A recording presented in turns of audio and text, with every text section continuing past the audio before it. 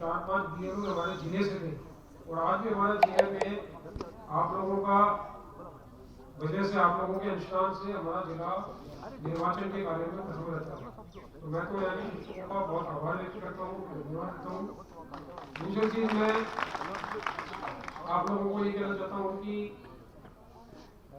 शिक्षकगण, मैंने देखा है कि मैं प्राइमरी मेरी एजुकेशन, मिडिल एजुकेशन 6, 7, 8 में एक संस्कृत विद्यालय में हुई।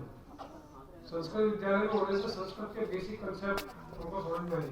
9th 10th में जयपुर से हमारे शिक्षकगण बना रहे हूँ, एक जनाना हॉस्पिटल के सामने चांदपुर में खंडेलवाल स्कूल है, वहाँ मेरी शिक्षा दीक्षा हुई।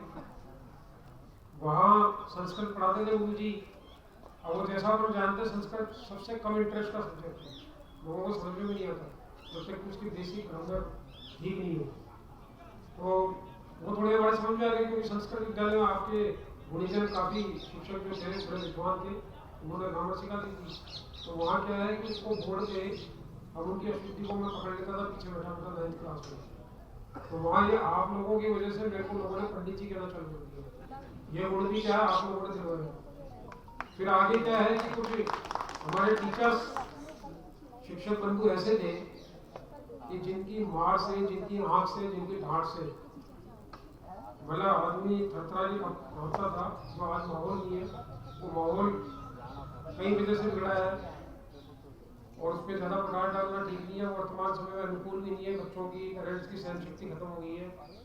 मीडिया बंधु भी हमारे इसमें आगे रहते हैं, उनकी रिवर्स पब्लिसिटी करनी है, इनके भी डबल मिलेगा तो मीडिया तो उसमें। बट मेरा ये मानना है कि जो जिस तरह से आज मैं यदि मैं मानता हूँ कि ये यहाँ खड़ा हूँ इस पोजीशन में और आप लोगों को एक संबोधन करने का एक अवसर मिल रहा है। स्टार्ट कहाँ से होती है, क्लास में एक बिल्कुल ऐसे व्यक्तित्व से जो पीछे बैठ के वो ढंग से थोड़ा सहन कर सुनता था, फिर धीरे धीरे आप लोगों ने आगे बढ़ाया, आगे बढ़कर क्लास में ओवर ला करके खंडेलवाल स्कूल की बात करूँ मैं, वहाँ हमने देखा कि 80 से मेरा रहा वो कार्यकाल 80 से 82, उसमें उस समय तक योग्यता सूची में जयपुर से उस स्कूल से कोई विद्यार्थी नहीं आता था। वहाँ हमारे एक प्रिंसिपल आए SM कोल, श्याममोहन कोल, अब वो दिवंगत हो गए। और उनका ये था कि उनका क्या डिसिप्लिन था, क्या उनका डेडिकेशन था, क्या उन्होंने संस्था के बगीचे को, फुलवारियों को, क्लास के डिसिप्लिन को मेंटेन किया, क्या उनकी स्ट्रिक्टनेस थी। वो जो डिसिप्लिन डेवलप हुआ, जो 10th और 11th में हमारी पर्सनैलिटी का विकास हुआ, उनकी वजह से एक शिक्षक, मतलब मैं ये कहना चाहता हूँ कि कैसे ट्रांसफॉर्म कर सकता है संस्था का बच्चे को। आप चाहे तो ये देखें कि आप आज कोई भी बच्चा, मतलब अधिकांश समय वो आपकी संस्था में रहता है, उसका जो आधे से ज्यादा समय बाकी उसका सोने का हो जाता है, 2-4 घंटे उसको आगे पीछे होते हैं। आप लोगों ने जिसको सही स्थिति में सही पकड़ लिया, आपने उसके क्वालिटीज को, आपने उसकी प्रॉब्लम को समझ लिया, आपने उसको सही गाइड कर दिया। फ्रेंड फिलोसोफर गाइड आपकी एक भूमिका है। आप लोग उसको कैसे शेप करते हो, कम से कम अच्छा। एक हमको एक सज्जन मिले थे, तो मैंने कहा अपने बच्चों को क्या बनाना चाहते हैं, थोड़ा सा एक अच्छा मानव बनना चाहिए। IIT इंजीनियर थोड़ा बोले मेरे को नहीं, अच्छा मानव।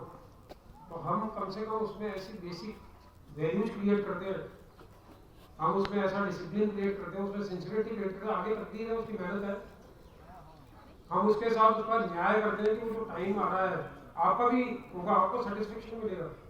अब मैं कॉमर्स कॉलेज की बात करूँ, वहाँ हमारे 2-3 लेक्चरर्स बड़े अच्छे थे। डॉक्टर अबरार अहमद अब गए नहीं, स्वामीमाधोपुर से लोग यहाँ हुए, वो स्टेटिस्टिक्स पढ़ाते थे। उनकी क्लास में सबसे ज़्यादा गैदरिंग होती थी, उनके पढ़ाने का जो अंदाज होता था, वो 3-4 क्लासेस कंबाइंड उनको सुनने पड़ने आते। तो ऐसा नहीं है, यदि आप लोग मेहनत करते हैं तो बच्चे भी आपके प्रति उतने ही समर्पित होते हैं।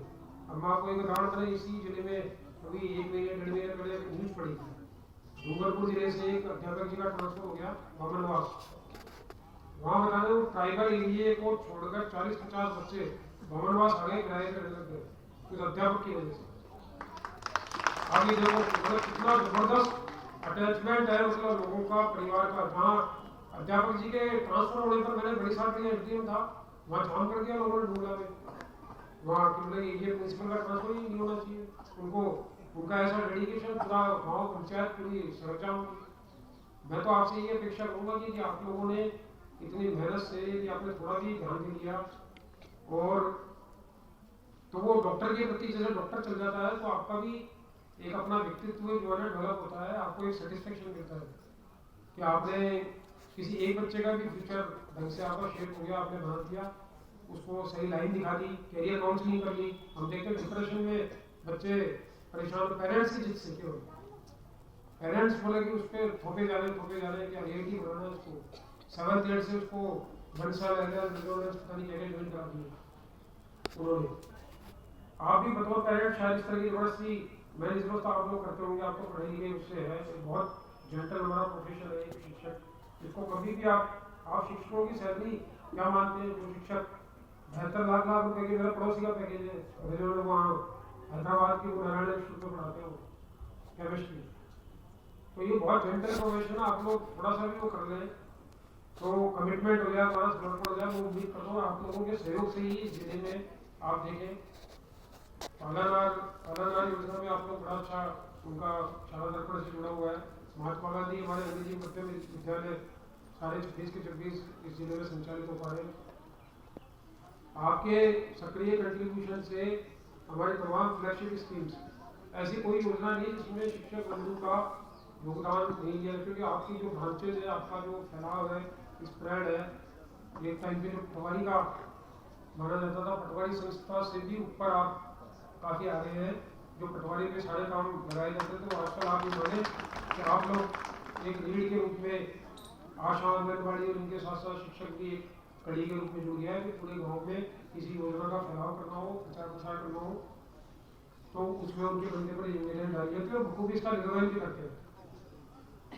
मैं तो ये भी कहना चाहूँगा कि अपने शिक्षक बंधु कल एक विद्यार्थी आए थे मेरे पास, विद्यार्थी के उनके शिक्षक बंधु के धौर पंचायत से और पंचायत में शिक्षा का उनका बेटा आएगा, बताया बोले कि वो हम ऐसे साथियों का ध्यान रखें। मैं ये कहना चाहता हूँ कि जो साथी आपके कोई गलत दिशा में चल रहे हैं, तो नशाखोरी की लत लग गई है, कोई उनको और कोई जिसमें उनका पूरा पैसा बर्बाद हो रहा है, पत्नी और बच्चे डिप्रेशन में आ रहे हैं, मैंने उनको तुरंत जिला शिक्षा अधिकारी माध्यमिक के पास भेजा। मैंने इस बच्चे की और इसका ये कहना है कि मेरे पिताजी का भी हाल चल रहा है, उनकी पूरी की पूरी 1,20,000 रुपये तनख्वाह इस तरह से नशे में और जुआपड़ी में चल रही है।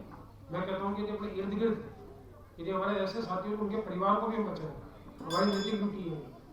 आपका ही तो बंधु है वो, उसका परिवार यदि बर्बाद हो रहा है तो मैंने उनको सही, उनको राह दिखानी चाहिए। बच्चा हो चाहे उनका बंधु हो, समाज की जो हमारे राज्य सरकार की समस्त योजनाएं हैं जो निर्बल को संबल प्रदान करती है।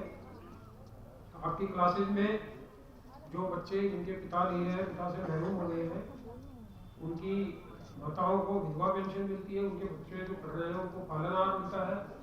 चिरंजीवी स्वास्थ्य बीमा योजना वो देश की सबसे सस्ती मेडिक्लेम पॉलिसी है, जिसमें 10 लाख रुपए का बीमा इलाज वाला, 5 लाख का दुर्घटना बीमा मिलता है। मैं कहता हूँ तमाम योजनाओं को यदि आप स्टूडेंट के साथ एक प्रेयर मीटिंग में भी जोड़ दें, उनको बताएं लाभ, तो एक से दूसरा, दूसरे से चौथा होता हुई है, इन तमाम योजनाओं का लाभ उनको मिल सकता है। आपका भी उसमें प्रभाव भी शिक्षक जी हमारे परिवार के प्रति, खुद के प्रति मतलब कितना व्यक्तिगत रूप से समर्पित है कि बोला मुझे ये गाइड कर रहे हैं, आप गाइड है बेसिकली उसके। तो उम्मीद करता हूँ कि आप आने वाले टाइम में आप निश्चित रूप से कर ही रहे हैं और इसमें थोड़ा स्ट्रेंथ आगे बढ़ेंगे। और हमारे देश में जो भी योजनाएं चल रही है राज्य की, केंद्र की, उनको समस्त फ्लैगशिप की स्कीम्स को आप लोग जो निर्भर को संभल प्रदान करें, उसमें एक महत्वपूर्ण कड़ी सिद्ध होंगे।